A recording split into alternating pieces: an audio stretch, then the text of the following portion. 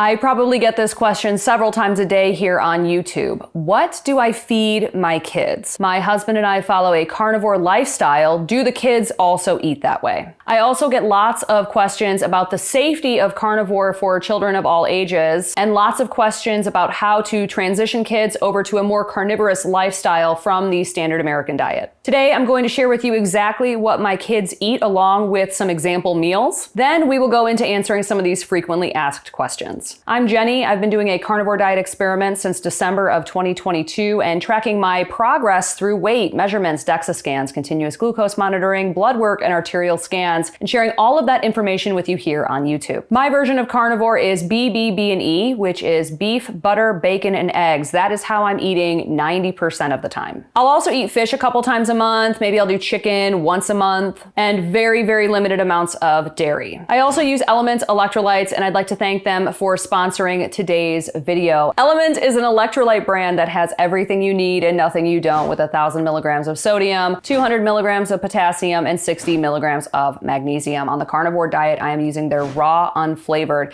This is just the minerals. There's no flavoring, no sweetener, no nothing like that, just raw, unflavored. I'm using this a lot in the summertime because it is super, super hot here in the Chicagoland area. They also just came out with a sparkling water. This is the black cherry lime and this is the watermelon. These are my two favorites. So if you're not super concerned about using artificial sweeteners, they're sweetened with stevia. Absolutely delicious. I'm obsessed with these. So I'll probably do 1 can of these per day and 1 of the raw unflavored packets. If you'd like to give Element a try for yourself, head over to the link in the description. It's drinkelement.com/Jenny Mitich. That's DRINKLMNT.com/Jenny Mitich and get a free sample pack with any order today. So you could order a box of the raw unflavored Element, you could order a couple of packs of these sparkling waters, and then you'll get their sample pack so you can try out all of their flavors before you commit to another box. So head over to that link, use it, and get your free sample pack with any order today. I've lost almost 45 pounds eating this way, and I'm feeling really, really good. I'm in month 19 of carnivore, and I do still have a little bit of fatigue issues. I do have 2.5-year-old twins, and they're exhausting. But other than that, I'm feeling really good, and I'm committed to staying carnivore for the long term. And for me, I started carnivore when the boys were about 13 months old. Before I started carnivore, I was following the Noom diet. So I was eating fruits, vegetables, lean meats, the tiniest bit of gluten-free grain, and almost no ultra-processed foods.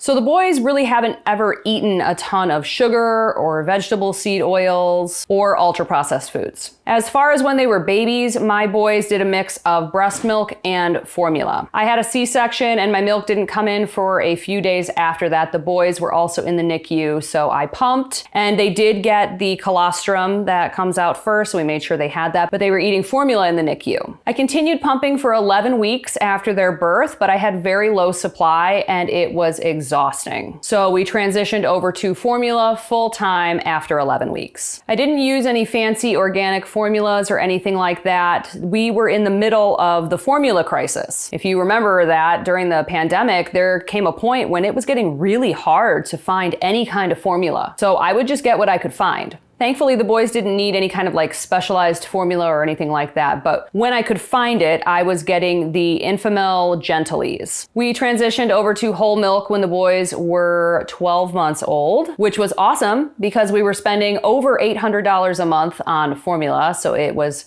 drastically cheaper to do the organic whole milk. Now, when the boys were about 6 months old, we started to introduce them to solid foods in the form of purees. We started using Little Spoon purees. I really liked that brand because they were 100% organic, they test for heavy metals, and they would do an interesting mix of fruits and vegetables that kind of had like, I don't know, weird, unique pairings. So the way I saw it was that the boys were going to be doing a lot of different tastes, experiencing a lot of different tastes so that hopefully they wouldn't be picky down the line. At least that was the idea. I would get a delivery every 2 weeks, probably up until they were about 12 to 13 months old. And I would also give them other whole real foods, kind kind of like baby-led weaning. So we would do a whole, spear of asparagus, or I'd take some steak and do it in strips and they could just gnaw on that. We did green onions when they were teething. That really helps with that. We did strips of watermelon. I use this great website called Solid Starts. You can look up any kind of food and it will show you how to cut it and prepare it for whatever age your child is so that they can get used to chewing and all that kind of stuff. Some of the boys' very first words were saw for sausage. Harry, what are you eating? What is this? Sa. Sa. And kielbasa, which was one of the most adorable things on the planet, was hearing their little tiny voices say kielbasa. Kielbasa. Kielbasa. What'd you say? What'd you say? Which is kielbasa. That is kielbasa. Yeah, this is so tasty. That's your favorite meat. Mom. More kielbasa? Okay. Okay. My little meat eaters, they were just blown away by the taste of meat, that it's, some of their first words. I'm really satisfied with Max and Harry's first year of eating. Yes, I wish I could have gone longer for breastfeeding, but I had really low supply. I would have preferred to use a higher quality formula, of course, but formula crisis, we really didn't have much of a choice. If and when we have another child, I'll probably do something similar. I'll probably do a better formula choice though if we end up going with formula. I've also heard that goat milk is an excellent replacement for formula. And also, I was not carnivore while I was pregnant or for the first year of the boy's life. So I'm wondering if being healthier and eating a carnivore diet will help my milk supply for the next child. And if we do end up having another child, I'll be sure to document the whole process and all that kind of stuff. So be sure to stay tuned. Hey, I wanted to pop in real quick because I completely forgot to tell you that I'm launching a second channel in August. This is Jenny Mitich, etc. I'm going to link it at the end. Be sure to hit that subscribe button and turn on notifications so you won't miss a thing. This is going to be more behind the scenes vlog style content. So if you're into that, if you want to see what's going on in my life besides just carnivore, be sure to hit that subscribe button. And now back to what I feed my kids. Let's move into how the boys are eating now at 2.5 years old. My boys are eating a meat-based or animal-based whole food diet. So they're not strict carnivore like mom or ketovore like dad. There's several reasons for this that I'm gonna go over here in a minute, but let's talk about what they eat first. Every morning I cook 1 or 2 different breakfast meats, or sometimes I just have some left over from the day before, so I'll just warm that up. Typically it's breakfast sausage or bacon or kielbasa, so it's gonna be 1 or 2 of those meats. Then I'll cut up some strawberries, some apples, maybe I'll add some blueberries or raspberries. All the fruits and vegetables that I get for the boys are organic. This is especially important for berries. Berries do not have a hard peel on them, so they're going to absorb whatever kind of pesticides are put on them. So if you're not getting the organic berries, they could be sprayed with glyphosate. You really have no idea. So you really want to stick to the organic berries. You don't have to buy organic everything, but the berries are especially important. Now, once in a blue moon, I'll make them some waffles or I'll give them a bowl of oatmeal. Both of those are organic. For the oatmeal, I'll add in some raw honey and a little bit of grass-fed butter. If we're doing waffles, we'll do the grass-fed butter and a little bit of 100% maple syrup. I get some comments from people about the oatmeal, like, why do you feed your kids oatmeal? It's so bad, blah. And honestly, they probably eat 2 or 3 little baby spoonfuls of it, so it's really not that big of a deal. First of all, they're metabolically healthy. They can handle a bit of carbs. Also, it's organic, so these grains are not being sprayed with glyphosate and all that kind of stuff. The boys eat almost all of the meat every single time. Harry really enjoys meat. He eats a lot more of it. Max is more of my fruit boy. He just loves eating fruit, but they are both eating a large amount of meat and it's always the first item to go on the plate. It's also the only item that needs to be refilled. I don't ever have to refill the fruit on the plate. They always need refills of the sausage and the bacon and whatever meat they're eating. And that's breakfast every single morning, some variation of that. My boys go down for a nap between 11:30 and 12:30. They'll sleep anywhere between 2 to 3.5 hours. And then when they wake up, they'll have some milk, maybe some ice water, and then we'll do maybe some all beef hot dogs that are cut up, Maybe some of this organic chicken noodle soup that I get. Harry really likes that. I call that Mr. Noodle. He really likes that soup. So we'll do something like that. Maybe they'll have some of the leftover breakfast meat. Maybe they'll have some of the leftover fruit from breakfast, something like that. Also, I'm typically eating my dinner between 2 and 4 p.m. and I'm typically eating a steak, and they'll always eat a couple of ounces each of whatever steak that I'm eating. We do dinner between 6 and 7 p.m., usually around 6:30 p.m. for them. I'll do a little spoon tray. Sometimes I'll do some organic mac and cheese. And then of course, I'm adding some kind of meat. So whatever leftover meat I have from whatever we've grilled. So maybe some cut up pork chops, cut up steak, whatever, brats, sausages, anything like that. They're always going to have the main source of their calories from meat. And then they'll have some more milk, and that's about it for the day. Now that's what they're eating 95% of the time when they're at home with us. But if they're staying over at their grandparents' house, my in-laws, they're going to eat whatever my mother-in-law is cooking. So she's a really good cook. She makes a lot of meat-based things, but sometimes she makes a pasta dish. So they do have a bit of non-organic grain when they are not home. As far as sweets, they really don't eat them. I've tried to give them cake. The most recent example of this was my grandmother's 96th birthday. There was this just regular chocolate cake with chocolate buttercream, and I tried to give them a bite and they refused to eat it. They wouldn't even take a bite. So I guess that's a good thing. They really don't like a lot of the ultra-processed sweet stuff. The only thing they drink is water and milk. We don't do soda. We don't do juice, like we don't buy packaged juices. I run all my water through a Berkey filter that gets the fluoride out of it. The milk is whole organic milk. And then their nanny Sage will make them some fun drinks, maybe some fresh mango juice with some frozen organic mangoes and water.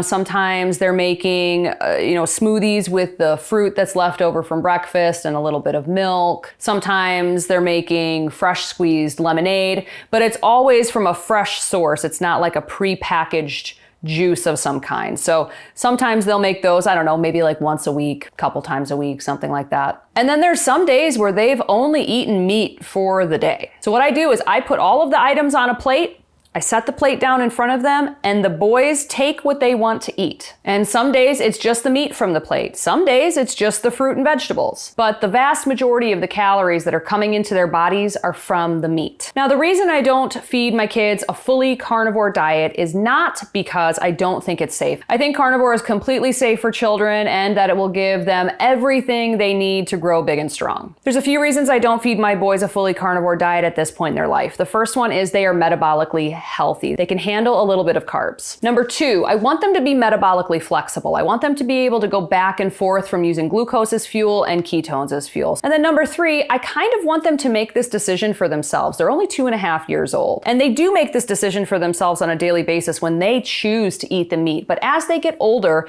I want them to decide if they want to live a more carnivore lifestyle like mom and dad. But in general, they are always going to be eating meat at every single meal. Meat is the most nutrient-dense food available for them, and beef is the best option, so we are trying to do beef every single day. Now, I've talked about the safety of carnivore for kids in passing, but let's dive into a few references and sources. In this first article, the researcher split a group of Kenyan children into 4 groups. The first set of kids were given 2 spoonfuls of minced beef in addition to what they were normally eating for the day. The second set of kids were given a glass of milk in addition to what they were eating for the day. The third set of kids got an equivalent amount of vegetable oil. Fourth set of kids were the control. They did not receive any kind of nutritional interventions. The children that were eating the 2 spoonfuls of beef per day outperformed their peers across the board, physically, cognitively, and developmentally. Here's another article about how early beef consumption was linked to better mental and physical health outcomes for young children. And here's another article that talks about the importance of iron and zinc, among other things, for children. Infants are born with about a 6-month supply of iron in their bodies, but after that, they have to consume it, and the best source for iron is red meat. The article says that even a 1 to 2 ounce serving per day of a high quality meat such as beef will be more than sufficient to meet the vitamin and mineral requirements for children ages 6 months to 3 years old. And there are plenty of other articles around meat consumption and childhood development. So not only is eating meat safe for kids, but it's the optimal food for kids. Meat is the most nutrient-dense food on the planet, so it just makes sense. And I've linked all of those articles in the description below if you'd like to take a look. So now that we've talked about the safety of meat for kids, let's move into the next frequently asked question that I get,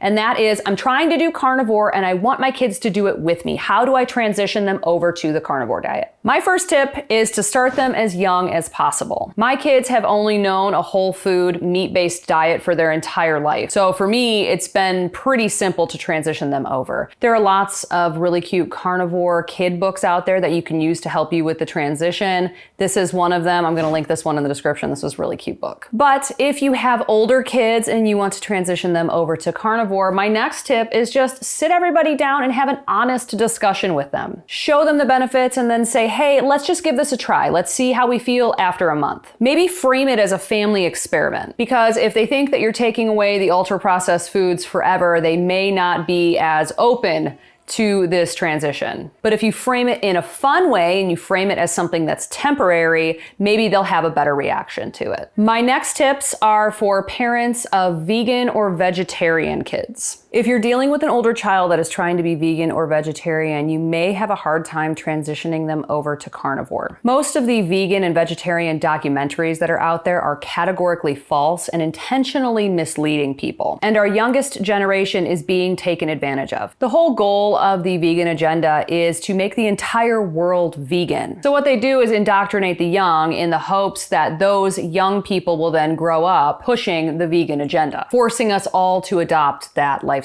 Kids tend to be very compassionate, so it's no fault of their own that they've fallen for these lies, but that's what you're counteracting. A well-funded, worldwide vegan agenda with a lot of monetary and corporate interests at play. The very first step to counteracting that is giving the kids accurate information. So books, articles, videos. I'll link a few awesome books in the description along with a free month of Audible. You could just put these books on in the car while you're driving places. You'd be surprised at what they absorb and listen to. Talk to them about the true causes of environmental change, which would be transportation, energy production, and industry. Even the healthcare industry has higher emissions than animal agriculture. Talk about how more animals die in the production of their plant-based ultra-processed foods than if they were to just take one cow from a regenerative farm and eat that for 6 months. Talk about how many of the vegan and vegetarian foods out there are just ultra-processed foods in disguise, and how a lot of these vegan food manufacturers are only pushing this narrative of, oh, save the animals, save the environment to make money. Your kids need to know that their empathy is being taken advantage of. I think part of the disconnect here is we've become so separate from the act of harvesting an animal from our environment. Human beings have hunted for at least the past few 100,000 years. But now we live in a society where you can just go to the grocery store and buy a package of meat. So you never get to honor the animal or thank it for its sacrifice. Perhaps finding a way for your family to reconnect with that whole process would be helpful. Heading to a regenerative farm could also be helpful. Seeing the circle of life in action can help to reconnect you to the process. Regenerative agriculture is actually a carbon sink, meaning that it locks up carbon from the atmosphere into the soil, making it a feasible way to improve the environment without getting rid of the animals. In fact, the animals are a necessary part of the process. In order to have healthy soil, you have to have ruminant animals grazing on the grass, depositing their poop and then moving on. Nitrogen is added to the soil by rotating chickens after the cows have rotated to a different part of the pasture. The chickens eat the little maggots and grubs that have taken up shop in the cow patties, and then the chickens poop, and the whole process helps to build soil health over time. We simply can't grow plants with adequate nutrition without ruminant animals creating and building the soil. I think if kids understood that process a little bit better, they would realize that being vegan or vegetarian isn't helping the environment,